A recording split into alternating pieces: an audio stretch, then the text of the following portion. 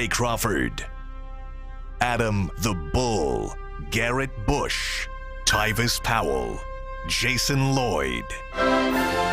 Plus, ba-da-da-da-da, you're loving him, Mikey McNuggets. And so many big names, it would take me hours to say all of their names. The ultimate Cleveland sports show starts now. Booyah! Hey! Yes! Friday! Yes, indeed. Friday in the building, man. And no football to talk about. No football game to talk about. No basketball to talk about. Yeah, well, the All-Star game at least. Right? And But, yeah. My bad. I was thinking about that yesterday because we've had a football game going all the way back to the end of July. Mm-hmm. Remember, the Browns opened the season. With the Hall of Fame game. The Hall of Fame game. Yeah. So this is the beginning of that lull where you literally have to go 6 months without even thinking about the next game. I mean, technically 2 weeks ago we didn't have a game, but you were still leading up to the Super Bowl. There was something on the horizon. Yeah, the thing we look forward to now, really, that I'm most looking forward to is the start of baseball season. Day. But before that, we have NFL free agency. That's only about 3 weeks away. I'm excited about that. you know what I'm excited about, man? A new trailer just dropped. For what? NCAA college football has finally returned. How many years has that gone? Last 2014 was last. Everybody loves that game. It's like the most popular game. So popular.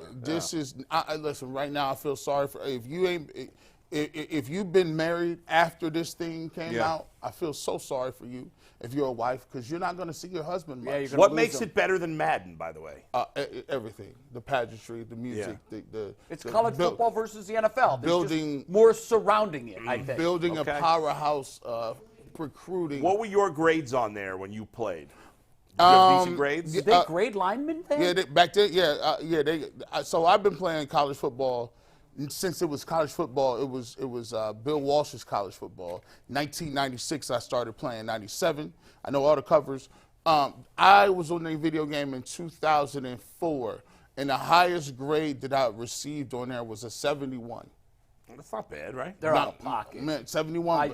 We took that and ran. We were like, other than that, the highest grade was like a 80. Yeah. You got an 80 on the game. He was from OU. Yeah, from OU. Yeah. So yeah. Shout out to them, man. It's coming back. You got online dynasties. My college roommates hit me up. Oh, it was like, listen, Glory Days is back, boys. You know what you're gonna find if you're anything like me? It's not gonna be the same. Don't say I've that. stepped away from video games for years. Yeah. And then I've tried to re-immerse myself in that. Did you ever play Fortnite? No. That was you played Fortnite? I did, I can't picture you playing Yeah. Fortnite. Oh, yeah. I think I told the story of I got hooked. I played it here and there, but I really got hooked when my son came home from the Olympic Training Center one time and said, Dad, we got to hook it up in the golf studio. Yeah. And I'm like, okay, Oh, why? I forgot about that. You're right. And it was like I was actually in the war. Right. Yeah. And the surround sound, and people were shooting behind me, and I'm turning around. It was great.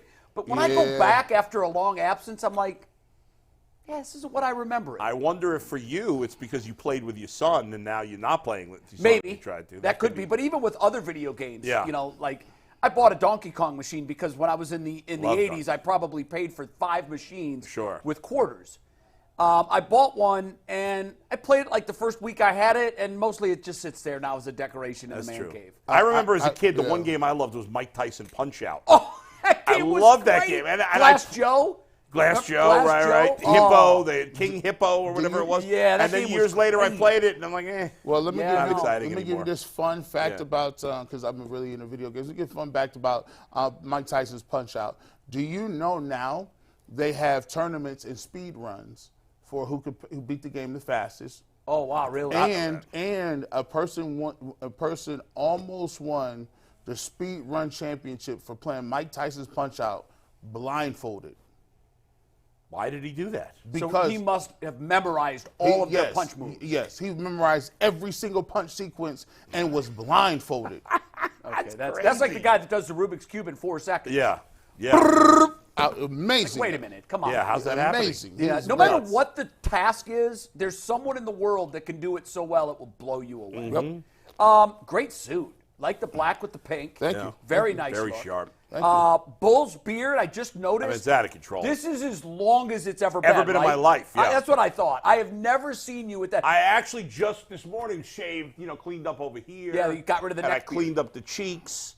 But this thing, I got to put the beard oil in. You definitely You can't go to Florida with that. I am. You can't. I know it's good. It's risky. You'll shave it day 1 or 2. I don't know. I'm going to do it. We'll see. I mean, it's Florida. I know. I probably should. And I know by like day 4 or 5, it's supposed to be like 80-something degrees. Yeah, that's coming off. No, Jay, man. what we need is Bull to go to Florida with the beard, get the tan, and then shave when he gets back. And we get the reverse beard tan would be phenomenal, great. Bull. Then yeah, right. That would be funny. great. Yeah. I know you're excited. Another 8 days, a week from wait. tomorrow. Bull gets on that airplane. Oh. He's gone for like 10 days. Got a long list of things to do. Yeah. We're happy for you because I know you said it's been a long time since you've done this. Yeah. It's over-deserved for Thank sure. you. Thank you. And We're we excited. want pictures. We want to sort of live vicariously through your Florida trip. So Okay. make sure you send us regular pictures. Yeah, I and will. if you do shave the beard and you have a tan beard, Yeah, a white that's beard, true. You gotta send that. All right, Mike, how are you back there behind the glass? We're doing good. Today's Anthony's TV directorial debut, so we Yeah. are very excited. Had some tech stuff early we took care of. Hopefully that's all out of the way. We want to wish Earl a speedy recovery. He had to go to urgent care this morning for What an happened ear to Earl? issue. He's An fine. earache. He's Oh, good. no. He had a bad earache. And it's Dr. Tyvus's gave us 30th birthday antibiotics. today. It is also Tyvus's birthday, so happy birthday, birthday, Tyvus. Yeah. He's going on the Buckeye cruise tomorrow, so he's off all next week, so it'll be a wonky schedule because Jason's in spring training. Then you go to spring training at some What day point does Jason go to spring training? Do you know? tomorrow. Tomorrow. And he's there. You guys overlap for one day, I think. He comes back Thursday, Oh, really? I think. That's I don't want to speak for disappointing. I him. was You go hoping- out Wednesday, correct? I'm there Wednesday to Sunday. Yeah, I think you guys overlap one day out Okay. there. But we'll have some spring training coverage for you guys. Coming up, we got a big show today. 90 minutes on YouTube, 30 minutes on WKYC. Brand new, never before seen content that has never been seen before in the history of the universe. That's a guaranteed McNuggets fact. And we're going to get into it after a quick word from our dear friends at FanDuel. You can get buckets with your first bet on FanDuel, America's undisputed #1 sportsbook, because right now new customers get $150 in bonus bets with any winning $5 bet. That's $150 if your team wins. You can bet on all your favorite NBA players and teams with quick bets, live same-game parlays, exclusive props, and so much more. Just visit FanDuel.com/UCSS and shoot your shot. FanDuel, an official sportsbook of the NBA. And today's winning ticket comes from our guy, Jordan Kessler, who hit a 9-part same-game parlay in the Cavs win over the Chicago Bulls on Wednesday night. Nice little profit from our guy, Jordan. If you have a winning ticket, make sure you send it to us on Twitter, via email, however you want to send it in, and we'll feature it on the show in the coming days. Mike, before we move on, I got to mention Shoot. real quick that yesterday, on Thursdays at 6 p.m., I do a live edition of my podcast, and people have the opportunity to come on camera with me, ask a question, whatever. And one of the two people that came on with me yesterday was our buddy Eddie. Eddie, And I have our to guy. say, I love Eddie. He's an awesome fan. He asked me what was, and I've been doing this for 20 years, 25 years almost. Maybe the dumbest question I've ever been asked in my entire career. Wow, that's saying something because you that's have a lot. commented many times. Yes. What a dumb question. We Yes. love Eddie. What did Eddie You want ask? to share it? Eddie asked me on the air, live on the air, he did this. I thought he was joking, but it was a serious question. He said, when a quarterback throws a pick six, he thinks they should be credited, and he was asking me if I agreed. A touchdown? With a touchdown. Oh, no. Oh, I think you should lose a touchdown. Yeah, that's, I mean, that's If anything, they should take a touchdown away. Hey, Eddie, that was the most insane question I ever Yeah. What got. was his logic behind Just it? that there was a touchdown scored on the play. And I for kept the other saying, team. are you messing with me? And he swore he was being serious. Well, also, I don't- Bull, the other guy who called in is our boy X. Yeah, Xavier who P on Twitter. We've joked, or you joked about him not having a job. I His didn't. Comments, G said he or G didn't have a did. job. He clearly has a job. He works for the government. And Bull, he showed off his shoe collection Yeah. Is online that a job? afterwards. Is X, that a job? yo, no, shout out X. That was a hell of a shoe collection. His shoe. A Did you hell see of the a shoe picture I collection. tweeted? yeah, I seen that. What was it? Who was this and what was this? He's a huge fan. I'll pull Yeah. it up. Hold on one sec. Nice guy. He came on the podcast to ask me a question yesterday, and I noticed in his background he had a decent shoe collection. Well, He tweeted out a picture showing his whole thing. I was like, my God. Wow.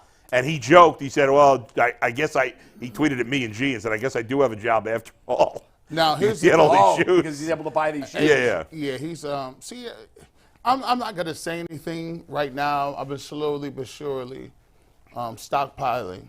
I'm a doomsday. Like you want the Browns to do. I'm a doomsday shoe preparer. Oh, you're ready for anything. Yeah, so like I feel like. How many pairs would you say you have? I've come up a little bit. I don't want to tell it. Talking 100? No, not Here's his shoe collection. This is one of 4 pictures, by the way. He sent 4 pictures just like this. Not 100. Not 100. And I don't want to say it because I don't want Tyvus and Earl to. Oh, you don't want to give them intel? No, I want to give them no It's a intel. competition. Yeah, like they don't like, because I'm going to do something outlandish in August. Okay, August. August out, it's going to be real crazy. But I've been coming up. I got some exclusive though. Shout out to my wife. She put up she put up a nice little display. So shout out to her. I got it for Valentine's. In the closet for presentation. Yeah. For public presentation. Yeah. You want it to be on point like that guy. Yeah. That's Somebody, kind of light. I don't like his stuff is out in the open air. You don't like it. Oh, it's got to be sealed in the boxes. You The don't- true collectors yeah. do have it in these like airproof Yeah. boxes. It goes next level. Somebody tweeted at me, this is an old reference that I'm sure these guys won't get, but somebody, when I tweeted that picture, and it was 4 pictures like that of his setup, they said, He does got some. What is that, Imelda Marcos' house? Or? I remember that very well. Very, very well. All right. By the way, I got to say one more thing. Time out. One more thing, because I think G, and especially Jay, because he will really lose his mind for this, have to appreciate that yesterday, Tyvus did not know who Chris Farley, John Candy, or John Belushi were. Had no clue who any of those guys were. That's almost impossible. Unacceptable. Like how? Chris Farley. I lost my mind. Okay, so John Belushi and Long time and ago. Candy. I mean, you're talking 70s and 80s. But the Candy movies are I out all know, the time. You would think that. Well, Chris Farley. Yeah. Uncle Buck, you don't know none of that? Yeah. Man, these kids today. And the reason it came up is because yesterday was Mark Price's 60th birthday. Oh, my God. And Chris Farley, who of course is dead, was born the exact same day as Mark Price. So I mentioned that it would also have been Chris Farley's 60th birthday. See. And he said, "Who's that?" And he's like, I'm like, what? All 3 of those guys are dead. What? I mean, great comedians. The great fat comedians. They all died. Great physical, heavy comedians. The best. They were. Sorry, awesome. Mike. I've sidetracked you like 5 times already. But Go that, we're all that's good. crazy. He All doesn't good. know that. I Insane. never would have guessed that. Insane. Let's jump into our first topic here, guys. We got some news yesterday that Deshaun Watson may have to go down to Houston and continue his legal situation in one of the unsettled cases. Me and Bo were getting into the exact words. I'm not sure he's being called to testify, but he may be asked to come back and give deposition in one of the unsettled cases. He settled 23 of the 26 last unsettled? season. Yeah, let me clarify, Yeah, Mike, go ahead, because Cole. here's what's going on. There are 2 cases still pending. Yes, civil All right? cases. It's 2 civil cases, no criminal. 2 civil cases still pending. The one that is referenced in an article yesterday is the one that was actually filed after he settled with all the other people. Correct. The second case has been there for a while. But in this one, he's not being asked to testify. He's being asked, her lawyer wants him to give a deposition. Right. So so her lawyer is asking the judge to compel him to give the deposition. And he most likely will. He'll most likely be ordered to be deposed. Okay, I didn't know that part, but Yes. yeah, if you say that. So obviously Rusty Hardin, who's Deshaun Watson's lawyer, doesn't want to do it. Right. We'll see what the judge says. And in the I mean, look. yeah. To be clear, I don't think he's legally obligated to do it. But here's what happens. You're defending yourself. Right. And the level of scrutiny is far lower in a civil case than a criminal. In a civil, it's 50%. Right. Plus 1. Yeah. In a criminal, it's beyond a reasonable doubt. Yes. So if he doesn't do the deposition, it will look horrible on his behalf. If this goes to a jury. Well, at this point, it almost certainly will, unless there's a last-minute settlement, which, because it's dragged on this far, to me seems highly unlikely. Although I would say this case wasn't filed until after he settled, so it hasn't dragged on as far as. It's still been a long time. It's though, still Paul. been It's a long year time. and change, yes. I guess. And the other one's been over 2 years. Right. So. Yeah. So, but this article was written in the USA Today, and then Mike Florio referenced the article, and at the end of his article, it says, That's before. We'll give you the actual quote both. I know what you're looking for. Go ahead. Yeah, take the next one in. So this is what Florio said. It's not a quote from anybody in a legal. He said, although he's been suspended 11 games by the NFL for the allegations, the league has not completely ruled out the possibility of further punishment, given the evidence that could emerge in the remaining cases and or the eventual verdicts. Yeah, that's not news. I don't know why that was being parsed around as news yesterday. Right. When the league announced their 11-game suspension, as an addendum to that, or as part of that, actually, they said, we, of course, reserve the right to further punish Deshaun Watson if new information comes to light. So, I was kind of surprised that I saw our guy from Kent, the young kid that tweeted that out. When I first saw that, I thought, yeah, that's been out there in the public sphere for a year. Right. I mean, I think it's unlikely at this point that there's going to be new evidence that comes out. I mean, I guess I shouldn't say that, but it just seems so unlikely. And, if he went to a deposition and said something that incriminated himself, I guess that could be, but that seems unlikely too. So evidence, no. But the other thing, if you read the wording carefully, it's also based on the outcome of the case. That's true, but yeah. So if he loses the case, even if there is, because you're right on the evidence part. Like, if there was evidence of a crime, then this would have been handled in criminal. Right, exactly. But it's civil at this point. So civil typically comes down to his word, her word. Who do they believe? Yeah. Who do they believe? Who does the jury find to be, in this case, more credible? And the really tricky thing about this, remember, this is a case that I always use this example when I'm talking to folks about this. OJ, of course, was acquitted of criminal charges, but lost the civil cases filed against him by the Goldman family. Right, yes. And by Nicole Brown Simpson's family. Again, the bar is much lower. Right. I don't have to look at the situation and say, I have doubt. You just have, it has to be more reasonable that a crime was committed than it wasn't. And that's a low bar. It's a relatively low bar from what we're used to. I still think, though, G, that Deshaun is, I would assume that he and Rusty Harden will still try to settle these last two cases. I know it feels like, well, that would have happened already, but I don't think he wants to leave it in the court's hands. I agree. It's a dangerous game of chicken to play. Yeah. If they want me to care, I mean, this sounds crazy, but if you want me to care, man, I just saw, look, there's presidential candidates that got $9 million or $5 million, lost another $89 million in sexual assault cases. That person is going to be, if that was the allegation alone, they still get to run for the highest office in the world. Right. There are no press conferences. There's no one's jumping up and down and saying, wow, he's lost $89 million. We can't put him in all. No, they didn't do that. That's not true. There's a lot of people jumping up and down and saying. In truth, that case won't have finality because of the appeals. Right. So there's always a higher court. In this case, I have to be honest. I don't know. I would imagine that any verdict can be appealed to a higher court, even a civil case. Yeah. So at some point, he could lose this, and he could kick the can down the road, just as Trump and many other people that have been found guilty originally. Yeah. And then upon a second jury in a different jurisdiction, found innocent. Sure. That's pretty common, actually. Yeah. I mean, who knows what's going to happen? Right now, this is not really news. No. I didn't see anything that was newsworthy out of this other than the fact that it was dredged back from the past. Right. I mean, the only thing from our perspective as Browns fans is that until these two cases are dealt with one way or the other, it's still hanging out there as a possible distraction for him. And do you think that would become a distraction again to the team? Because I'm with you, Bull. I'll be honest. There's no way this sees a jury. Whatever check he has to write, and I think the lawyers of the two litigants here that have their cases pending, I think they looked at the settlement offer and thought they could get more. They said no. Either A, I was aggrieved at something that is worth a bigger price tag than that, or I know you can't let this go to court. Their lawyers are very smart. They know there's no, because you're right. The last thing Deshaun Watson wants to do, and I hope for the sake of the Cleveland Browns that he doesn't do this. Yes, there should be justice. If there was a crime committed, of course there should be justice. But as it pertains to the Browns, the worst thing that can happen is this thing goes to trial. Then it's a distraction because all the players are going to be asked about it again. Yeah, right. And also, you touched on something that was very critical in your early comments.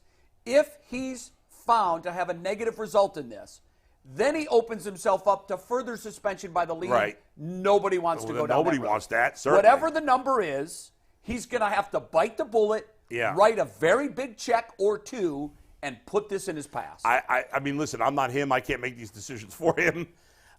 Just being an outsider, I would think that whatever I had to do to settle it, just to be done with this. Because once those two cases get settled, I guess that's it, unless somebody else comes out of the woodwork. But, right now I think it's probably just a distraction to him. I don't think it's a distraction to the team. I'm not inside his head. I have no idea how much of a distraction it is to him. But it's going to be something that, on some level, he's going to have to deal with. So, Gee, what do you think? Right now, do you agree that he can't let this go to a jury? First of all, I don't think they have. I don't think they have once you start down a path, right, and you have in your mind that you want a certain set of money, right? I look at this kind of like, my brother and my mom was in a car accident, right, and it was the other person's fault. And so they had a number that the lawyer wanted, and they wouldn't settle. And then it got to a point where it was just like they was tired of it. It was attrition. Fatigue. It's fatigue. You keep having to write stuff. You keep having to send doctor's bills. The doctor, they want to know whether or not this injury specifically had. So after a while, they just say, you know what, listen, whatever, just finish it, do whatever. And basically what ended up happening is the money they thought they were going to get never really got anything because it went all to the lawyers, all the lawyer fees. So, there's a certain amount of time where people are like, okay, I'm not going to back down now because I've already come this far. But a lot of times when you can go into court and you start to see the tea leaves and he does give a deposition, you'll see like, okay, well, one person has dropped their case. There was 3 during this time period. That were left. Yeah. One person dropped their case. Now, it's they're entitled to do it. The thing I got a problem with is, the NFL coming back and be like, oh, you lost that trial right there. We're gonna have to give you some more suspensions. Well, we don't know that they would even do that. No, I know, but they just have the right. They have the right to, right. So I would look at it like this: they've already come back and the one judge that they wanted, would she say 6 games? Yeah, the first judge. They threw the hammer at him, gave him 11. That season was all over. Yeah, the league stepped in and said, no, that's not enough. Okay, so they gave him that. At the end of the day, I don't believe, like we even have double jeopardy in the United States. You can't keep trying somebody for the same amount of crimes that they've already been convicted for. Technically, it wouldn't be the same crime because it might be the same crime, but with a different person. Yeah, so different it's a counts. Yeah, so that's not double jeopardy. I think what G is saying though is, and this is where I'm going to agree hardcore with you. To me, he wasn't charged with the crime. Right. He wasn't convicted of a crime. To me, the league in their 11-game suspension already baked into the cake that he had done something wrong. Right, and even more than the judge that they had picking it. More than the judge. Yeah. So what happened in real time was he couldn't get indicted. There wasn't enough evidence to even indict him, which is a very low bar. It's the lowest bar in our criminal system. Right. No indictments, no conviction, all of the cases settled. Yeah. The judge who was looking at it for the league said 6 games is fair. He really wasn't convicted of anything. The league says no, 11 games. So for me, the league is already baked into the cake that they thought he did something wrong. I agree. Don't come back now and say, oh, you know what, we want to redo our sentence. I think at this point the only reasonable excuse for giving him any further suspension is if he at this point got convicted in criminal court. I agree with that. Right. Yeah. And there's no charges even pending against him. So there's no, and that's, unless that comes out of left field, even if he settles with these other 2 women, they're not going to come back and say, oh, you're spending another 2 games. That doesn't make any sense. And it already has to a point sullied his reputation, whatever reputation you have. Because if you talk to people and say, oh, he was never convicted of anything, the first thing they say is the talking points. Well, you don't have to be convicted of anything in this country to say that you didn't do it. And, well, he got suspended 11 games. He didn't get suspended for nothing. And so for you to come back and say, well, let me look at the outcome of that, I just, even the thought of that opening up to me, I would have already something ready to go, like, listen, go ahead. I'm willing to sue the NFL. Right. Let's stop playing these games. Yeah, it could come to something like that. Yeah, hopefully it doesn't. You know what it reminds me of, Bull? And and you guys both remember Omar Vizquel. Channel 8 here in town did a wonderful interview. A buddy of mine, John Sable, over there, did the interview. It was a Skype interview, but it was well done. And the interview basically was talking about Omar trying to repair his reputation. Omar infamously was accused by his ex-wife of some domestic violence. Mm-hmm. And then in a bizarre case, which I still can't get my mind around, a couple of years ago, I think it was 2020, after being with the Tigers for years and being let go, he was then with the White Sox. He was managing the Barons, actually, which was Michael Jordan's old team and Tito Francona's old team. He managed that team. A bat boy sued him for some really bizarre behavior in which Omar was sort of hazing him, telling him when he was in the shower to come here and wash my back, and some all kinds of other things. Yeah. No criminal charges. The civil case was settled. Okay.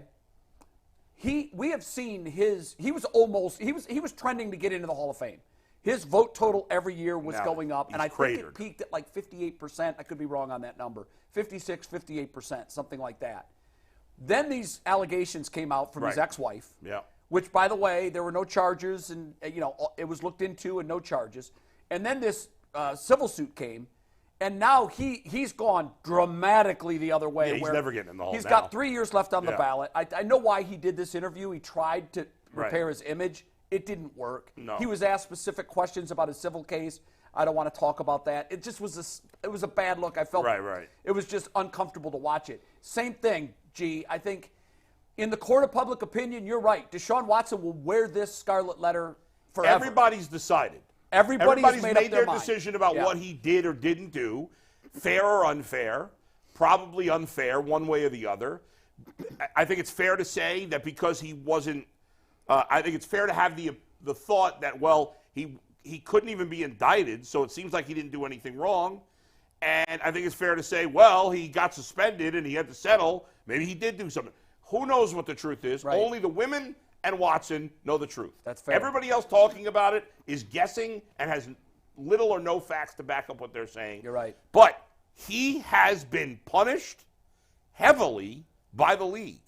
Financially, suspension, reputation, image. all of it. Yeah. All of it. Never can get any of that back. You're right. I think, to me, unless there's a criminal thing that happens, to me it's a done deal. I agree. Even if he settles, even if he lost the civil case, if I were the NFL, I don't think he should be suspended anymore. However, it doesn't change the fact that on some level, this is going to be at least a small distraction for him, I would think.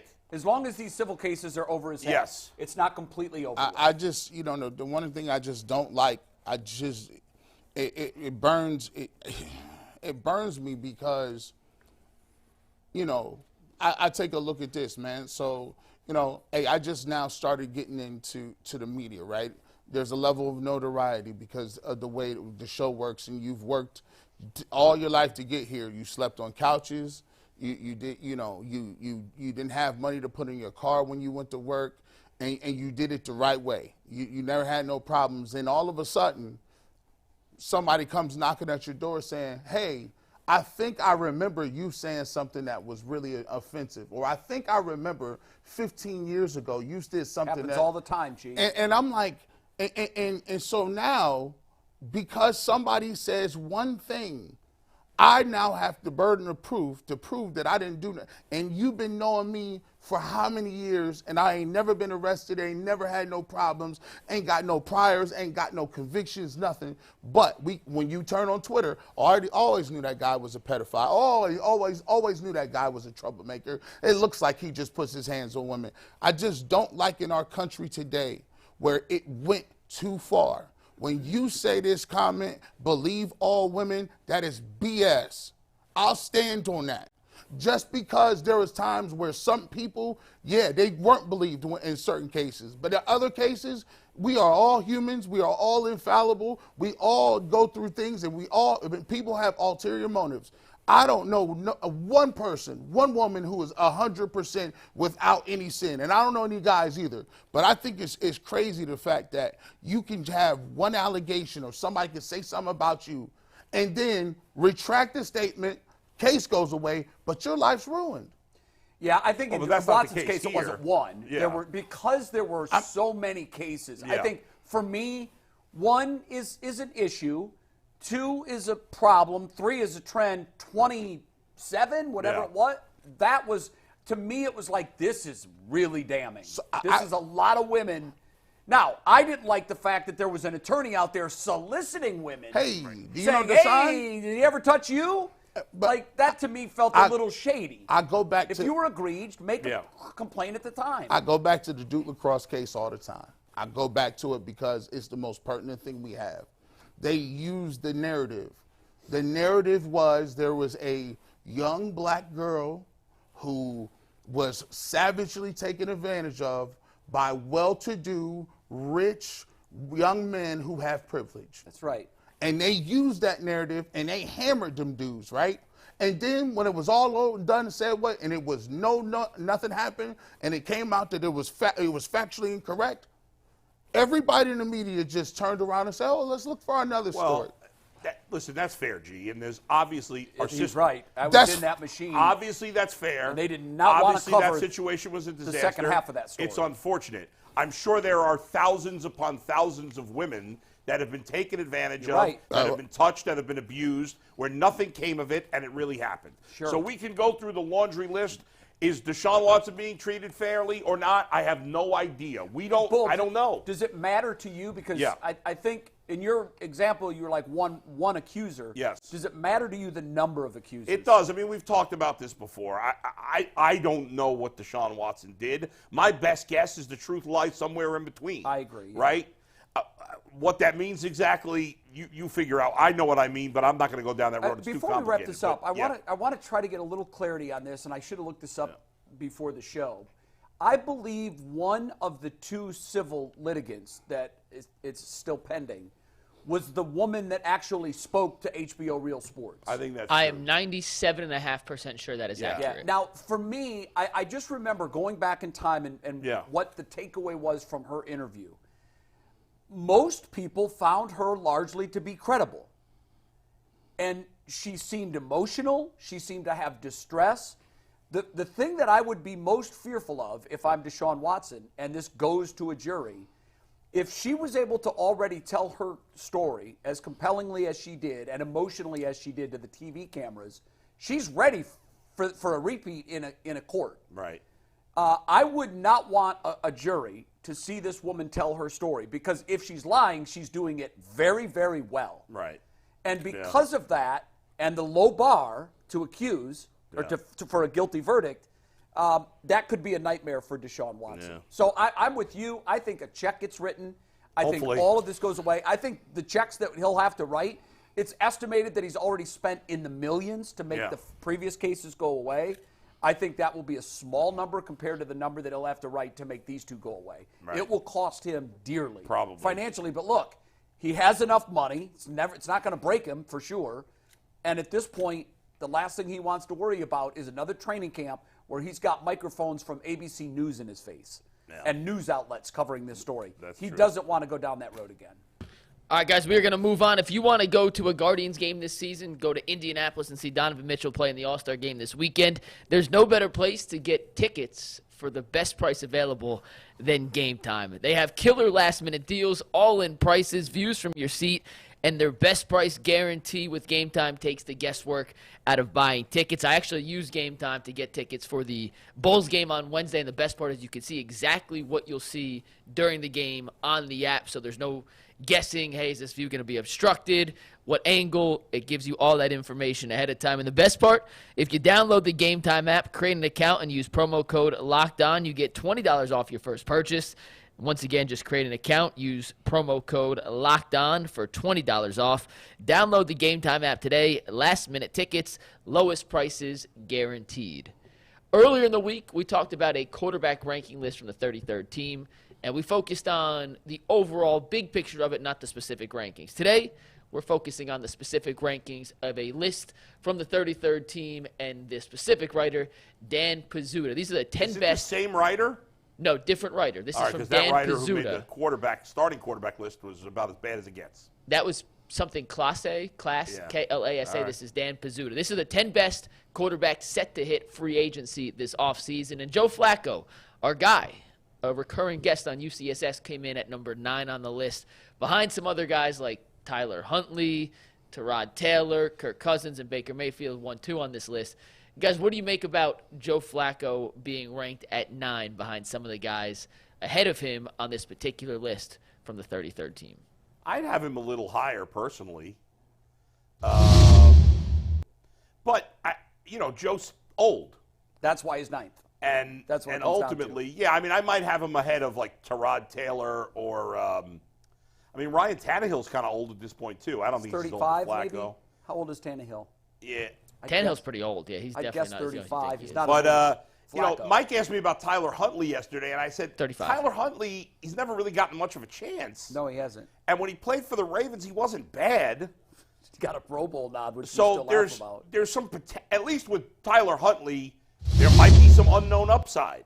Yeah. There's nothing, like with Flacco and Tannehill and Tyrod Taylor, like we know what those guys are at this point. And look, I think if you just put the skill sets on the list Yeah. and you had no names attached to them or ages, Yeah. Joe Flacco would be in the top 3 or 4. Yeah. But when a team is getting ready to go into the free agent market to sign a contract Right. or a quarterback, they're looking for a fix. They're not looking for a bridge. Right. They want Baker Mayfield that they can sign for 4 years and know that he's still going to be 30. They want a younger quarterback that's going to get them through the next quarterback cycle, which is 5 to 7 years. Yeah. Now Kirk Cousins is older, but he's still a older starter, too. though. Yeah, I mean, he's a starter. And before he got hurt last year, he was playing at a Pro Bowl level. Agreed. I mean, Kirk Cousins has been one of How old is Kirk? 33? I don't know, Mike. Kirk Cousins is It might even be older than that. 35 years old, same age as Tannehill. Yeah. But I think he's that's probably the got 3, tipping 4 point. good years left. I think that's the tipping point, unless you're Aaron Rodgers. Yeah, well. Aaron Rodgers got a multi-year We'll see. deal I with mean, the Cousins Jets. the last few years until he got hurt has been phenomenal. In the Yes. regular season, at It's least. been very good. And Baker's been like this. We don't know what Yeah, the hell we're right. going to get from Baker. The Yeah. thing with, I don't expect that he's going to, unless it's with like a Carolina who says, we've got Bryce Young. He needs more time in the oven. He needs to learn how to be a pro. Joe, come in, give us a year, maybe 2. Maybe you sign him to a 2-year deal. That's, you can end it after 1. Yeah. Not a lot of money, not a big cap hit. Teach Bryce how to be a quarterback, and if you get us to the playoffs like you did Cleveland, it's a bonus. Yeah, but maybe, that's all he's going to get. I think at this point, I don't think anybody's signing Joe to be a starter. No. It's possible, like you say, if it's a team, I would think more of a team that's going to draft a rookie this year. It could be, yeah. Hey, Joe, we may start you the first couple of weeks till we feel like he's ready. Sure. But I don't think anybody's committing to Joe Flacco as their starter for the whole season. Kirk Cousins and Baker are the only guys that are, going to be starters next year. I guess Gardner Minshew I'd put him 3rd. I think he was 3rd. No? Yeah. I'd put Gardner Minshew ahead of. I was surprised how low he was. I was Yeah. also surprised that Jameis Winston was 7. Hold on. Like, when was our How last old is Jameis Jameis? Winston sighting? He's Jameis probably Winston- 31 or 2, but when was our last Jameis Winston sighting? He played a little 30. In 22. He played because He was okay. Between him and Taysom Hill, they split some time. Yeah. I thought he threw a lot of interceptions. Oh, he always throws Not picks. he every year before that he did, but in 22 I don't think. What were his numbers in 22, Mike? If you can bring that up. I thought Jameis cut down the interceptions that Wouldn't year. it be something if he had a career rebirth? Listen, he's young enough. It's possible. Well, I mean, in 22 he played 3 games. Oh. In 2021, he threw 14 touchdowns, 3 interceptions. Okay, so it's 21, not 22. But that's 3 years ago. Yeah, that's true. So, G, what do you think about Joe Flacco being ranked at number 9? If you put that list back up here, I think he needs to be, to me, on talent. If I had to pick, I would have him at either 3 or 4. I like him better than Tannehill, Huntley. Gardner Minshew, I think, would be a tie for me. I like Jameis Winston, but Jameis Winston has a narrative that he gets people fired and he does what he wants, like the whole, Look who's 10 on that list, by the way. There was a lot of talk about that guy. He's 10 on the list. And Josh Dobbs is 10, but Flacco's way better than What Dobbs. does it say that, can we see that list again one more time? I'm sorry. Sorry, Ant. What does it say that 1, 2, 3, 4, 5 of those guys have played with the Browns? Yeah. Right. This says we've been looking true. at. We've been looking It says the Browns do a great job developing quarterbacks. It's half the best 10 free agents I don't know that we in developed the position. quarterbacks. I think here's what I'll say to it. It shows how little the Browns have valued that position. I talked to an NFL executive last week. What was the Super Bowl? It was Super Bowl Last Sunday. This past Sunday. Okay, no, it was this week. And my question to him was, what major changes are we going to see in terms of trends in the NFL? Mm-hmm. And it was something that I'd been touching on since going back to the middle of last season when I said, guys, we're going to see the value of backup quarterbacks go up. Because we've never seen more backup quarterbacks than this year. And what he said was, and I took it back to Cleveland, what he said was, well, I can tell you a position that will certainly be and will have added value is the backup quarterback spot. And I said, how did we get to the spot where we devalued them to the point that we did? And he laughed and he said, I've had that conversation with executives from other teams. We're all collectively guilty of it. What we did was because you have to value the quarterback, the starting quarterback, so much that we inappropriately and wrongly devalued the backup quarterback. And Jason touched on this when we had a discussion on it earlier in the year, when Jason said you can only allocate so many dollars to each position group. Mm-hmm. And because the starting quarterback eats up so much of the cash, it leaves very little for a backup. He was right. But what this executive told me, and he said he's talked to others that agree, we got it wrong. We needed exactly what I had been saying, an insurance policy that if our big gun gets hurt, we don't have to rely on a middling to come in and save our season. But the reality, though, is, and maybe it is going to change, maybe you're right, and maybe he's right. We'll find out with the dollars. But very few backup quarterbacks.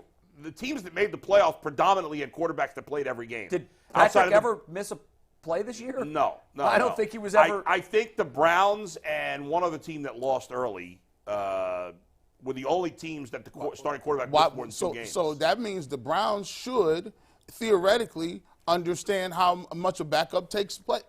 Put them people up there. See, because Operation Stockpile has a lot to do with these people. The Cleveland Browns, one of these 10 should be the backup quarterback this year.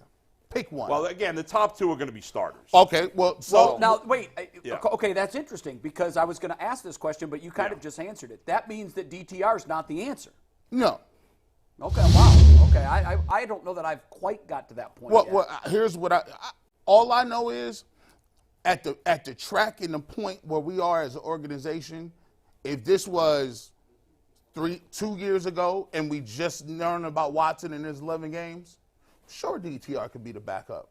But we're not at that point. We got Watson after the 11 games, after the shoulder injury, and after we saw what Flacco did to help us get to the playoffs. So based on his performance last year, well, we can't mess around and find out again. We can't mess around. Ultimately, I think what we also learned is that if a top quarterback goes down, you can only go so far with a backup quarterback, no matter who he is. Yeah. But you can go to the playoffs. Everything's on the line with the Browns this year. Everything. If it falls apart for Watson, then the following year, Myles Garrett's gone, Chubb's gone, Cooper's gone, you're starting over. So that is the you got to be all in on this. This is the reason you have to stockpile. You got to have a stockpile. So you've got to have a veteran quarterback like a Jameis Winston that can come in and can still give you the throws you need. You need another veteran running back. that I don't got to coach up and say hit the hole for 3-4 yards because Chubb is hurt, and I need another receiver besides Amari Cooper who's getting old. They don't have time to be sitting around talking about philosophy and whether or not we can allocate. They have to. Yeah. It's just well, what look it at is. the list, and which guy you'd want based on what you're looking for, a starter or a backup. Yeah. But bring up the list one more time. So forget Cousins because Baker's going to go back to the Bucs probably. Cousins, even if he doesn't go back to Minnesota, is starting somewhere. The other 8 guys are most likely backups on this list. I'll take So I Brissett. ask you, who would be your first choice of the other 8 guys? I'll Joe take Flacco. I'll take Flacco, Brissett. I'll also take Gardner Minshew. I'm not really into Ryan Tannehill. Minshew's interesting because he is of the Watson mold. He kind of does have it's going to sound crazy, but similar skill set based on the archetype of the quarterback. You're He's right. more mobile than he gets credit for. He He killed the Browns with roasted our RPO. defense. Yeah. And was 1 game away from going to the playoffs. Last game of the year, lost to the Texans. They was in the playoff hunt. Joe Flacco was in the playoff hunt. Jameis Winston is a former number 1 overall pick. He can throw the football. And Jacoby Brissett, I wouldn't let Jacoby walk after the first year. I would take. I'm with you. This I'm may with be you a on little that. surprising, but I would take Tyler Huntley of all those because Oh, wow. I think he's the only guy of the entire group who has, and I'm not saying it's likely, but I think there's a chance he has starter upside. But I know that the floor of him is competent backup quarterback because we've seen it with Baltimore. Yeah. You know, like In a similar style offense to what Deshaun will that's run. right. That's right. Yeah. And he's a mobile quarterback, so I'm good with Huntley or Flacco. I know Flacco's I'd be good with Huntley. I'd be good with system. Flacco. I'd be good with Brissett. I'd be good with Jameis. I'd be good with Minshew. Yeah, I think Minshew is going to be a guy that a team targets as a starter, and that's going to put him out of our price range. I mean, I think he's going to be in demand. He played very well this year. he did. He could be a starter. I think he's more likely to be a starter again on a team that drafts a kid, and maybe we'll start Minshew for 6 weeks. As we look down the list, who really needs a starting quarterback? The Bears will make a decision. Maybe What's the Washington gonna Falcons, Washington will need to make a decision. Well, Washington's got the 2nd pick in the draft, right? I think. I believe so. I think they do. So Washington's got the 2nd pick of the draft, Mike, right? They do, and we have a very special our guest. guest We'll who get is back to this later. ready to join us here. So let me do a quick read. We'll bring him in. Yeah. We only got a limited amount of time with our live guest from Arizona, and that'll be Will Brennan. But Will Brennan's brought to us today by FanDuel. You can get buckets on your first bet with FanDuel, America's #1 sportsbook, because right now, new customers get $150 in bonus bets with any winning $5 bet. That's $150 if your bet wins. You can bet on all your favorite NBA players and teams with quick bets, live same-game parlays, exclusive props, and much, much more. Just visit FanDuel.com/UCSS and shoot your shot. FanDuel, an official partner of the NBA, an official partner of the Ultimate Cleveland Sports Show. And if you want to have some money in your pocket come October, you should bet on the over alternate home run total for Will Brennan this year. I'm going 44.5 on the over for my guy Will Brennan, who joins us again. 44.5. 44.5. That's a lock. That's a lock. What's up, No Will? pressure, Will. Put You a need to hit pressure on him. 45 home runs this year. We can't hear Will. Uh-oh, your mic Come is on, Mike. muted somehow. No, and turn his mic on. We're getting audio levels. You got to turn it back up. Jeez. Hold on, Hold Will. on, Get Will. it, That's on people. us. We were messing with the audio board this morning. Wow. Can we hear Will now? Yeah, we should be able to hear Will you now. there? 44.5, Will. What's up, boys? What's Hello, happening? man. How you doing? What up? Will, do you know? Doing great. Do you know the last Indians/Guardians outfielder to hit 20 home runs? Do you know who it is? Is it Grady Sizemore? Not that long ago. He just retired about a month ago. Oh, Michael Brantley. All right. Yeah. Michael Brantley. It goes back a minute. It's like 8 years ago, maybe more. Probably way more. Yeah, I think it was like Yeah, 10. probably was 8 or 10 years. Yeah. It's changing this year. And you know, Will's hitting Michael 40. wasn't really a power hitter, but he was he was a great hitter, and the power developed. You guys got outside of Miles, you guys got a lot of young outfielders, and you hitter. There's a lot of guys who can hit. We got contact guys in this team, and you hope that as you grow, you get a little bigger, whatever it is, you swing, whatever, that the power grows. Do you think about that? Like, do you feel pressure to hit home runs? Because let's face it, the Guardians didn't hit a lot of home runs last year.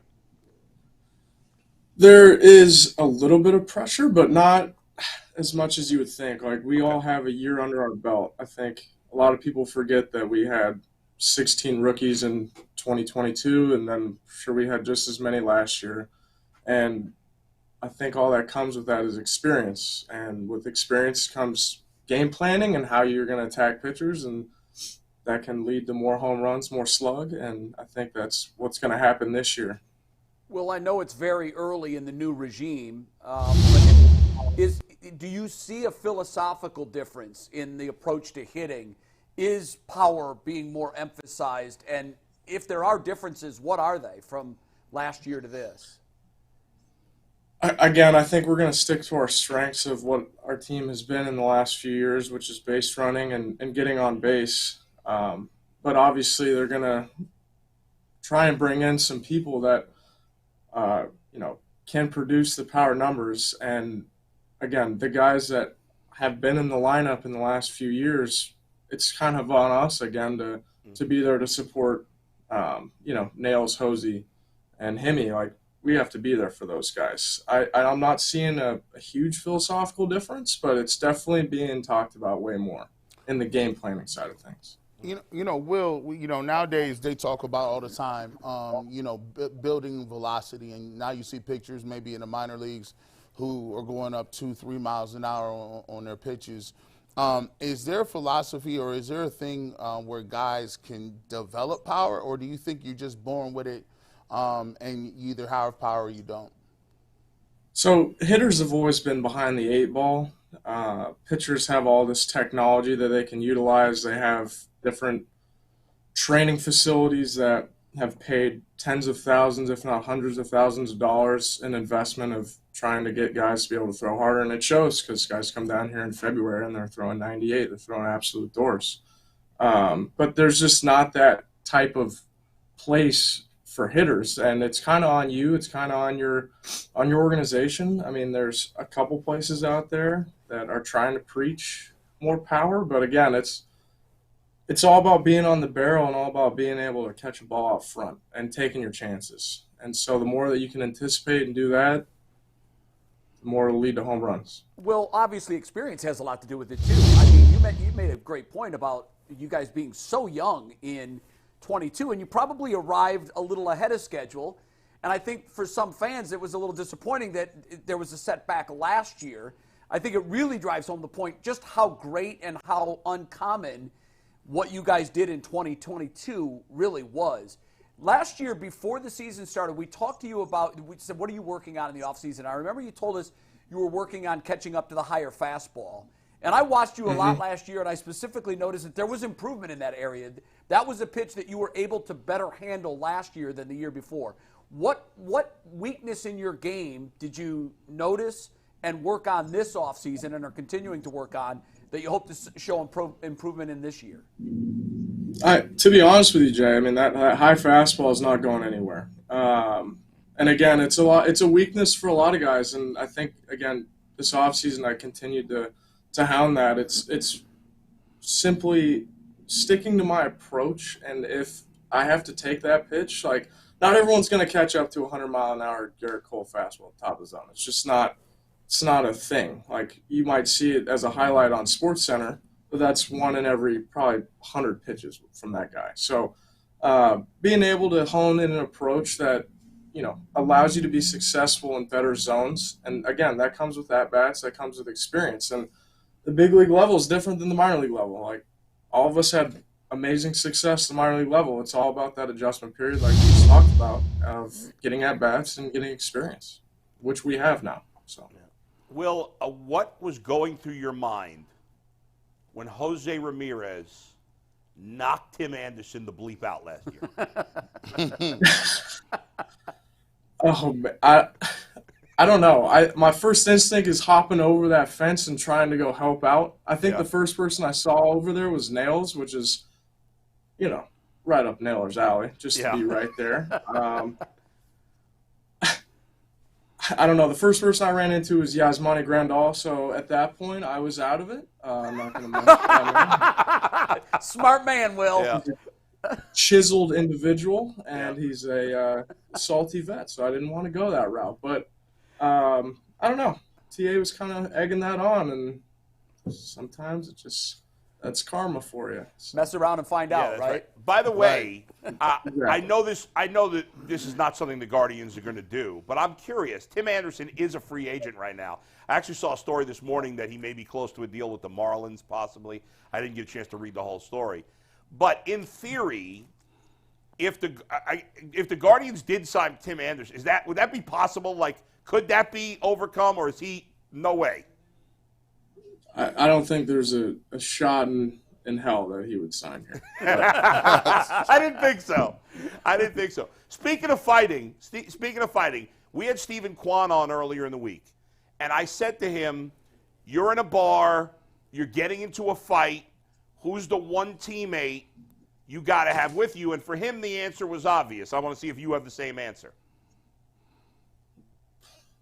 I mean, Jose has like stone hands. Like that is something that's not seen around the world. Yeah. He has like UFC fighter type hands, but I'm gonna go with Josh Naylor. That's what he said. That's my guy. Yeah, that's what he said. He kind of like takes care of the guys. If you, Steven was like that. Josh is kind of a teddy bear. He's a nice Canadian guy, but if you wrong one of his guys, you disrespectful to one of his guys, he's going to let you know. Is that a fair description? It's a fair assessment. Best teammate in the world, a guy that'll do anything for you. And if we got into a bar fight, he's going to be the first one to throw a punch. I like it. Hey, Will, what's your early impressions of the new manager, Stephen Vogt? And, it's really not fair to Stephen. I'm sure he knew this when he took the job. There's going to be a million comparisons to a guy that you just can't compare to. Tito is one of a kind, and he's really not replaceable. He's got to come in and be his own man. But what has that transition been like so far for you? It's been fantastic. He has a way about him of teaching the game, and obviously he's fresh out of playing, which is, I don't know, that's obviously the wave of managers now that are coming into the game. But he's worn several hats in his career. He's been an all-star. He's been the last person on a 26-man roster. He's been optioned. He's been released. He's done everything. And I think just having that type of person with that kind of perspective is only going to lead to success for our club and our clubhouse. It's exciting. Will, this training, spring training, what are you looking specifically to add to your game and to get your game better going into the season? Made several adjustments in the offseason, working down in Texas, and again, it's just going to be getting out there and playing, and again, showcasing the adjustments that I made. Obviously, we're gonna talk about the power numbers, and that's obviously going to have to happen. If I want to stick around, it's just the way that the game's evolving. So we're going to stick to a really good approach, have a really good plan every day, and whatever happens, happens from there. But you can't really focus on the results at this point. We're just going to be process-oriented, and whatever happens, happens. I like that. Well, anything you want to talk about or touch on specifically, things that you worked on? Yeah, so last year my hands kept hiking up higher and higher. It seemed like I was Craig Counsell by the end of the year. Something that got away from me. But, baseball is a funny thing where you do something every single day, and if you don't change it, bad habits are created, and that's what happened in between the years of, I guess, just last year. So the fact that I was able to even hang around in Cleveland last year was a blessing. But definitely, I lowered my hands and honed in an approach that I think is going to be successful at the big league level. I asked you about your reaction when you saw the Jose Ramirez punch. Let me ask you, what was your reaction when you heard about Shohei Ohtani's new contract? Ooh, that's good for the licensing checks right there. I'll tell you that much. Yeah, that's it. I mean, unbelievable, but he deserves every bit of it. It's crazy. It's amazing. There hasn't been a player like that in our lifetime. I don't think there will be. I know there's a kid at Florida he's a lefty, throws 100 and hits bombs, but Shohei's doing it at the highest level possible. So until that next person comes along, he deserves every bit of it. And it's going to be exciting to play the Dodgers. They've created kind of a Miami Heat all-star team down there from 2012. So it'll be fun. Well, I got one quick one for you. Are you surprised more players don't at least try the Shohei route of pitching and hitting? Because you look in Teams haven't college. let them, Mike. What do you say? Teams haven't let players do Well, it. but I'm saying but in they college, might be more prone to Yeah, do there it are now. a lot. Now, yeah. There are a lot of guys in college who are the team's ace, and also they're 3-hitter on days they're not pitching. Yeah. Do you think maybe with the success Shohei's had, and Jack Caglione's the guy at Florida you mentioned, there's a guy at UConn who was drafted by the Giants who was a pitcher hitter. I'm not sure he's gotten the chance at the major league level, but are you surprised there aren't more cases like Shohei, just based on how dominant some guys are at both facets of the game through some pretty high ranks like college, and maybe it's something that happens more on the pro level now that Shohei's proving it can be done? Yeah, I think those guys are unicorns, like you said. You just mentioned like only 4 people out of, I mean, a few thousand players, so it's just super rare. And speaking from experience, I pitched in college and did the whole thing, and it's really, really hard. It is really hard, and as someone who prided themselves in trying to win and be there for my team, like, it is tough on the body at the end of the day, and I'm blessed to just be thrown 300 feet away in the grass. So it's, I don't know, we'll see it just the way that the game's evolving, but for right now, stick with Shohei and enjoy that. I know you have to leave. We're going to continue talking Guardians when you're gone, and the question that's next up on our schedule here is a really tough one, and I don't know if you struggled with this, Bull, or not, but it gave me sort of encouragement for how good this pitching staff is. We're going to talk next about which pitcher on the staff has the best chance to win a Cy Young. Bieber, Bybee, McKenzie, Williams, Allen, Clase. I mean, that's really, I think all those guys have to be in some sort of conversation because they've all had a great deal of success. What say you about which one of these guys has the best chance to win a Cy Young? I mean, Shane looks really, really good. He's getting back into the shape that he wants to be. Obviously, he already has a Cy Young, so let's let him have that. I'm going to roll with my 3 rookies from last year, my 3 guys that I came up with in the minor leagues. All 3 of them have a really good shot. All it takes is staying healthy, and the sky's the limit for all 3 of those guys. Yeah. I'm going with Gavin. I'm gonna go with my lefty. I'm gonna go with Logan Allen. That's nice. my pick. All right. Very good. Yeah. If they have, I mean, obviously they had success last year in certain levels. If they have that big jump from year 1 to year 2, this team can stick around in a division that is certainly winnable. One last thing before we go, you just slipped in there a little bit that you were a pitcher in college. What was the scouting report on you as a pitcher? What did you have? How hard did you throw? What was your best pitch? Just strike out anybody famous? I have a Kyler Murray strikeout, which is not really saying much considering he's in the NFL. Still, it's kind of cool. He's top 10 pick. Yeah, he was a high pick. Little name drop. It's all right. Yeah, that's good. You know, I threw fastball, changeup, curveball. I think my curveball was probably my best pitch. I was like low 90s. And then I didn't have success, so they threw me in the closer role my junior year. But so I started out as a starter. Are you then? I know this is bad because when it happens, it usually means you're on the wrong end of a blowout. I was going to ask the same question. But you have to be politicking, I would think, with vote to let me pitch if it gets into that situation, right? I mean, who's going to be any better? Usually those guys come in and throw lollipops at like 70 miles an hour. I'm scratching at the bit to do it. I'm gonna have to fight Miles Straw because he's a huge. He wants to do it and he can do it. He's not throwing 90. I watched him. No, but they don't want you to get hurt, and so just watching David Fry be the sacrificial lamb last year against the Twins. Like, I want to see Josh Naylor on the need. mound. I mean, that would be kind of funny. Naylor on the mound at Yankee Stadium. Yeah, that would be good. That would be, oh my gosh, unbelievable. I bet he would try and throw as hard as he could, and I don't know what happened. And one might just get away. You never know. Hey, Will, it's always a pleasure to have you on the show. We wish you nothing but great success in the coming season. We have high hopes for you and high expectations, as I know you do. And we'll see you down there next week in Goodyear. Hopefully we'll have some sunshine and warm weather.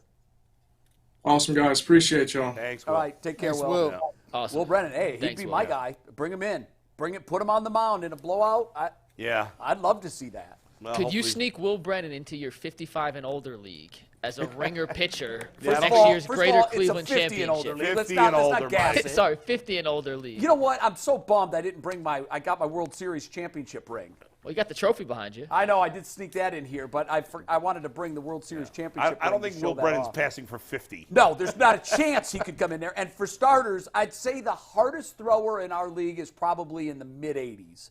So if he came in and threw 90, our guy, everybody in the dugouts would be screaming birth certificate. I mean, So Will, he's not Will gonna- Brennan is more likely to be carded in a bar than pass for 50. Yeah. That's a fact. Yeah, That's Now, a fact. He could pass for a high school kid. Though. Yeah, he could. I would love to see him have that jump from his first really full year to where I think he's a guy that could hit 15, 20 home runs. He's got the best 44 chance and of a half. their outfielders, I Yeah. think, to By- make a jump. By the way, I'm in training for the WKYC softball game this year. Oh, you're taking it seriously this year. Yes, Jay Wow. definitely will you not didn't take it play. seriously. I didn't play last year. Why would I take a competitive sporting event seriously?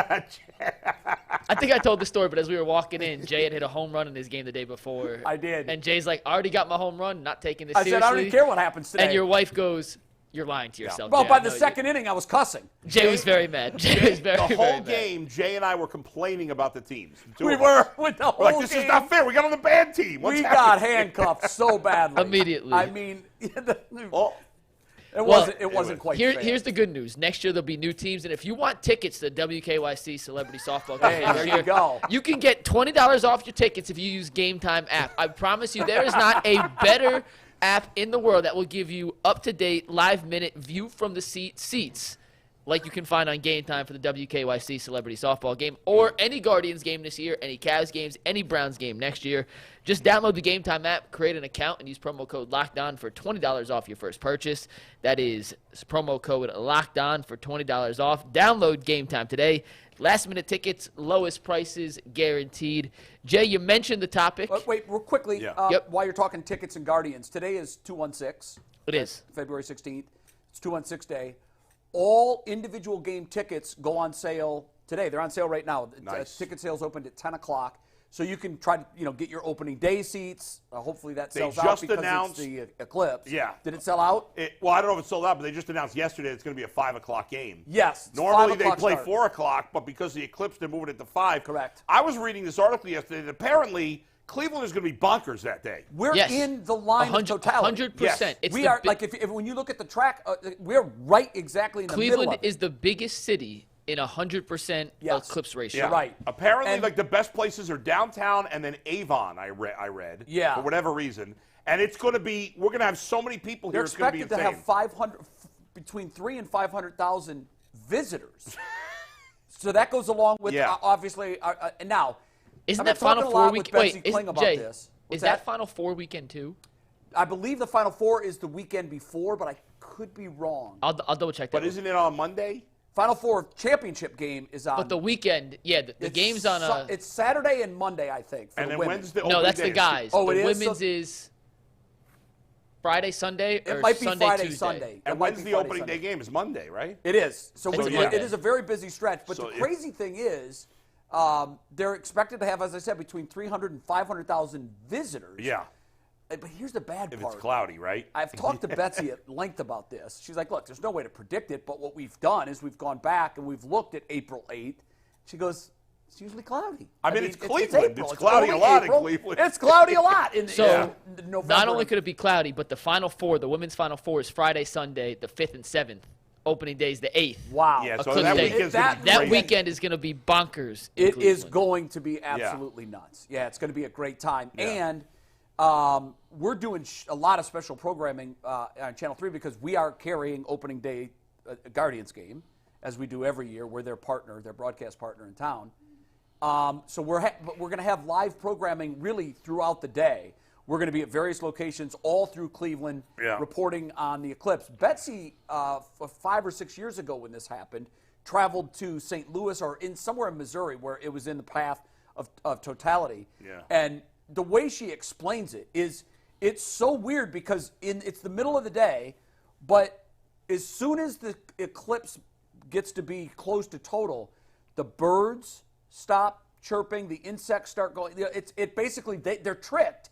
And they think that it's nighttime and that it's coming. It's and crazy. It gets not completely dark, but it gets like late dusk. Yeah. And then obviously it reverses and then it's sunlight again. So in the period of, a half hour or so, you see literally a sunset and a sunrise. That's cool. Hopefully we'll get a nice sunny day. I hope so. I was in Tennessee when the one happened in 2016, which was 97% in the eclipse. Nice. And it was dark, but this is 100%, and I am fascinated to see how a city it'll have 1 million people that come in, I think. I think 500,000 is a low estimate, to be totally honest. I hope it is. Well, with the Final Four, there'll be a lot of those people. That's what I'm saying, exactly. So it'll.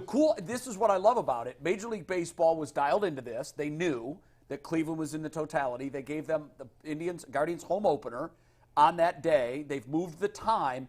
I think one of the images that's going to be seen all across the country when they show videos of everybody observing the eclipse, the image is going to be 50 ball players on the field at Progressive Field, the White Sox and the Guardians, with the glasses on, looking up at the eclipse. And they're opening the gates. Be the money picture. They're opening the gates at 2:00. Yeah. So you can get in and you'll be able to watch it. The stadium, if you can get a ticket. Yeah.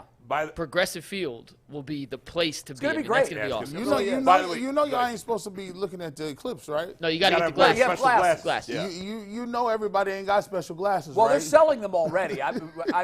Tracy, my wife picked up like 4 or 5 pair. And you'll see them everywhere in the weeks leading up to the eclipse. People in the hoods, like, I got some Ray-Bans I'm going to look up there. Yeah, no, don't do that. Look, it can do permanent damage to your retinas.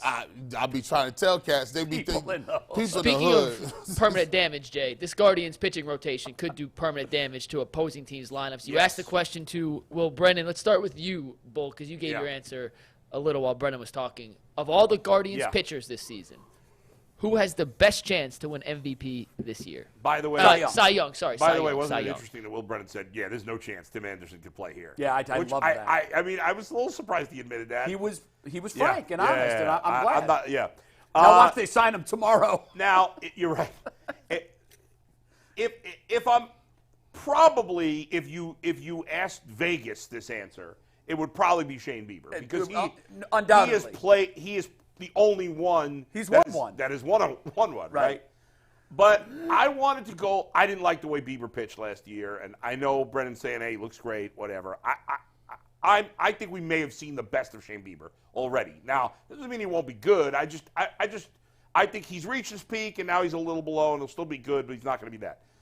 So I look at the other guys, and I say, well, who's the most talented? Well, I think they're all very talented. They really are. Now, I think, in my opinion, Logan Allen's the least talented of the 4 guys. I may turn out to be wrong, so I took him out, but because I think he's the least of the 4 guys. I took McKenzie out because I'm worried about the injury. Sure. Like, he never got surgery. We're going to be a little nervous about him all year. So then it came down to Bybee and Williams.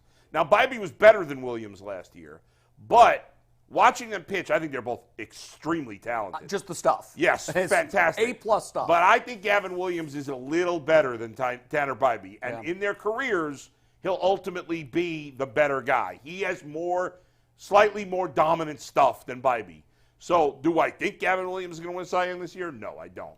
But I think he has the combination of best stuff, opportunity. He's just a big kid. So I'm going to go. I don't think it's overly likely. But if this kid puts it all together this year, I think he could pitch to a 2.70, 2.60 ERA. That's not crazy. We've seen it with young pitchers before. Hell, that's only knocking half a run off his ERA. Exactly. He had a great ERA. The whip's got to be down if he wants to have a Cy Young that was season. A bit high. He's got to knock that down to about 1, which is tough to do. But he's got big-time strikeout stuff. Yeah. So I think you can make a credible case for almost all of them. But I'm going to go with Gavin Williams. This is a really good one. The problem is, Bull, you purist. You like purists. You like guys to throw hard. You like the 6'5" could really bear down on hitters, and look how he sawed that guy off inside. Yeah, that's good. Hey, listen, trust me. I wanted to see him here last year, pitch very well. But if you want to look at performance, Tanner Bybee outpitched him by a lot. Like, look at the record. Like, look at the better strikeouts. ERA, better whip. Yep. I mean, more innings. He just doesn't have the physical stature as Williams. So when you look at him, when you see him in person, you're like, I saw him last year at spring training, I'm like, this is Tanner Bybee. This is him. He got more. He looks more like Miles Straw or a junk ball pitcher than a guy that is striking out 141 guys. But I tell you what, his velocity was up last year. I didn't think he threw the ball that hard. But listen to me. He's like, I don't know who they're going to throw starting or opening day, but I imagine it would be Bieber just out of respect. He's the experienced my veteran. prediction, I say they go Bieber, McKenzie, Bybee, Williams, Allen. That's probably the order.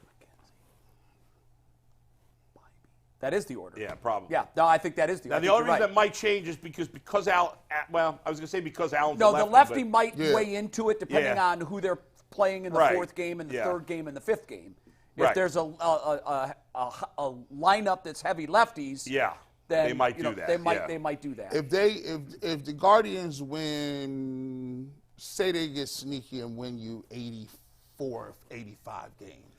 It's because the pitching they stayed healthy all year and the young dudes pitched. It's a shame because if they had one or two bats, that young pitching staff with the bats in this division with Kansas, they could make noise, but we all know it's not coming. Oh, they have the pitching to win. You're right. This pitching staff they don't have looks the hitting like to win. At 100% I mean, agree. At least proven. I mean, it could turn out to be, but I don't follow the National League like you do, so Yeah. I could be over my skis with this statement.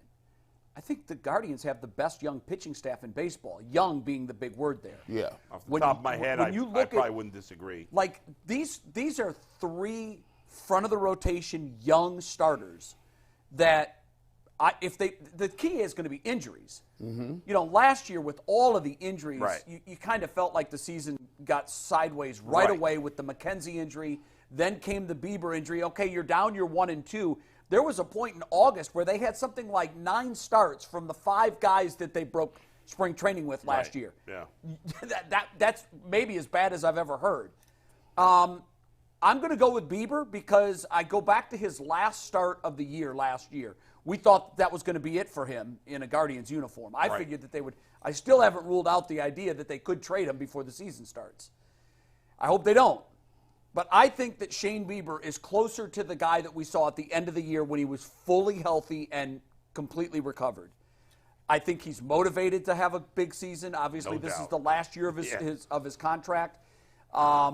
He's a bulldog too. He is a guy he's just a grinder. I think that he has the opportunity for a huge bounce back year. He would be my number 1 pick. My number 2 pick is going to be McKenzie, but with a huge caveat. Yeah. We don't know. I think he's the key to the whole rotation. Because if you get a good health. If you get a solid McKenzie and he's playing and he's not back on the DL like he's off again on again, that's tough. It's funny we talk about these young pitchers. McKenzie's still very young too. Tough. Was he He's 25? And 26? Maybe? Yeah, I mean, and what's funny is now he hasn't pitched in 2 years. I got all these young pitchers. Their number 1 pitching prospect is a guy named Daniel Espino, who's been hurt for 2 years, and I don't know where he is right now. Like supposedly he's healthy. I don't know if he's. Didn't he have Tommy John last year? I think he's had 2 Tommy Johns. Maybe Yeah, I don't know. He's a real question mark at this But point. before these injuries, he was the top their prospect. best guy. Yeah, and now we don't know. But yeah. So what we know about the Guardians is they have a great track record of developing young pitchers, drafting young pitchers, and getting them to the major leagues and having success out of them. The problem with them this season is going to be where the run's going to come from. Right. Outside of Hosey and Naylor, there's not a lot of run producers in there. And no, I mean, Jimenez, you think would bounce back from a down year last year, but, I mean, if he's your third best run producer, you're not that. Maybe. Now, listen, I mean, again, you're banking on young players. Maybe Bo Naylor. Between Bo Naylor, Kyle Manzardo, who my gut tells me won't start the season in the majors because they want to save on the service time. I bet he does. Which I hate. Yeah, I do too. I hate it. Those guys will eventually, they'll hit some home runs. But, if Manzardo comes up in May 1st, what's he going to hit, 15 home runs as a rookie? Y'all been telling me. 28. Jason been telling me about Arias for 2 years. I'm waiting on this Arias. I don't know that Arias is going to be a starter. I got to tell you, I almost washed my hands of him last year. There were times where it's so weird, and this is the case with a lot of young players. There were at-bats where I looked at him, I said, no, there's nothing, it's not serviceable. Right. There were other at-bats where I'm like, okay, I see now why there's such an addiction to him, because he can put it all together, if he can put it all together, but holes in his swing, not great plate discipline, and I just don't know. I hope for the kid that he can. Even, they need 2-3 hitters, but even if they had gotten one big slugger in the outfield, I'd be like, okay. Unknown commodity, not someone that we hope develops. Because then I move Quan to center. By the way, I know you weren't here. We had Quan on earlier this week. What did he say about that? I asked him specifically, I didn't say if they bench Miles No, Straw, what's your comfort level of playing center? But I said that. I said, you've been a Gold Glove left fielder. Are you confident you'd be just as good in center? And he was very honest. He was like, I got to say that I'd feel just as good. But he kind of went on to say, why mess with something that's working and blah, blah, blah. So I think he'd have confidence, but I think he realizes he wouldn't be quite as good in center. But he's good enough if you had to do it. He could be. And that's what, but we'll see. I think at this point, obviously they're not going to sign any of these free agents that are still out there because there is some power out there. I mean, you still got Bellinger, you still got Matt Chapman, and you still got J.D. Martinez. But we're hearing nothing, and there's no whispers that the Guardians are in on any of those J.D. Martinez would have to be the DH, but they're not going to sign those guys. And the only hope of them adding power at this point is internally, or if they did make a late trade here with Bieber or Clase or something. But it is frustrating because the pitching staff, not just the starters, the bullpen too. The one addition they made, Scott Barlow, he didn't have a great year last year, but relievers, they're up and down. He's overall been a good relief pitcher, and they already had a good pen. So I like their pitching. I mean, their pitching is by far the best in this division. Got a closer. We've got everything. Now, a lot of this is what's going to happen at the deadline. Right. We don't know if Bieber's gone if they're not in it. If they're, and by in it, I mean like within 4 or 5 games. Last year they were within 2, I think, of the Twins, and they were sellers. Well, and Savali wasn't even a free agent. No. Like Bieber's a free agent, so unless they're clearly gotta in go it, where they get nothing for him. Yes, right. They get nothing for him. So, but my hope is we're within striking distance, and they keep him. I'm still fearful that he's going to be traded before that. Yeah, to maximize your return on him. He could be. If they're mediocre and not really in the mix, I think he and Clase will both get traded because a closer actually has more value at the deadline. But Clase is a team-friendly deal, and he's got years on his team. Right, but think about at the trade dedeadline, teams desperate for a closer. I know. You could get a haul for him. You could. You'd get like 4 good players. To me, they'd have to be out like 5+ games out of first place. To be sellers, because you just look, it's a crapshoot in the playoffs with baseball. Nobody's that good in this division. I mean, the Twins were the only good team last year, and they lost Sonny Gray. Yeah, they've downgraded. They traded Polanco. They did sign somebody. Didn't they make a signing? I can't remember who they signed. A lot of baseball to be played between now and the deadline, though. We'll sort that all out. We have no Super Chats, guys, so I want to do this real quick before we head over to WKYC. But the All-Star Game is this weekend in the NBA. We'll talk more Cavs in the WKYC show. But in the next 5 minutes, I'm going to give you guys 2 sets of odds for Donovan Mitchell in the All-Star Game to win MVP and the three-point shootout. If you had to bet with FanDuel, which one do you think was the better bet in terms of Donovan Mitchell? So in the three-point shootout, he actually has before the you lowest. Do this, can I say one thing real quick about baseball? Shoot. Really quick. They haven't made any major signings, the Twins, but you know who they did sign? Our old buddy Carlos Santana. Yeah, He's expected to play first for them. Yeah, that's there you go. So go ahead, Mike. Sorry. All right, so back to the Donovan Mitchell odds here. He actually has the lowest, or I guess the highest. The worst odds. The worst odds is the best way to say it. The worst odds in the three-point shootout. In the last day, it moved from 9-1. He's now 9.5-1. If you want to bet, you take that, please. Damian Lillard's the favorite, plus 370. Mitchell has the worst odds at plus 950 to win All-Star Game MVP. It's all over the board, and you take next graphic whenever you want. Mitchell's now up to 13-1, slightly behind Luka Doncic at 12-1. Jason Tatum, LeBron, and Giannis are your 3 favorites. If you had to place a bet, would you rather place your money 13-1 on Mitchell winning the All-Star Game MVP or 9.5-1 on Mitchell winning the NBA's three-point shootout? I would definitely bet the three-point shootout because he may not be as good a shooter as some of those guys, but he can be hot and he's unstoppable.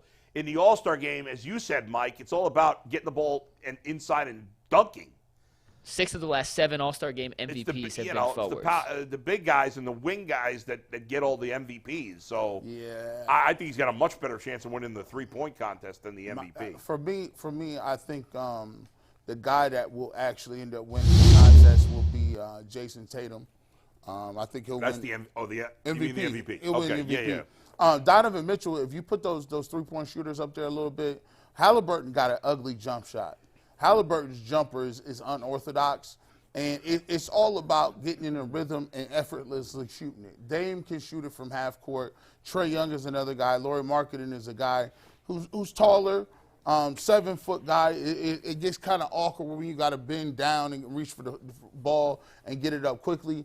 I think Donovan Mitchell can shoot them effortlessly, does not have to jump really high to get it off. And looking from just 3-pointers, just watching this as I go on FanDuel and put money on these games a lot. Dame Lillard has not been hitting 3-point shots at that level.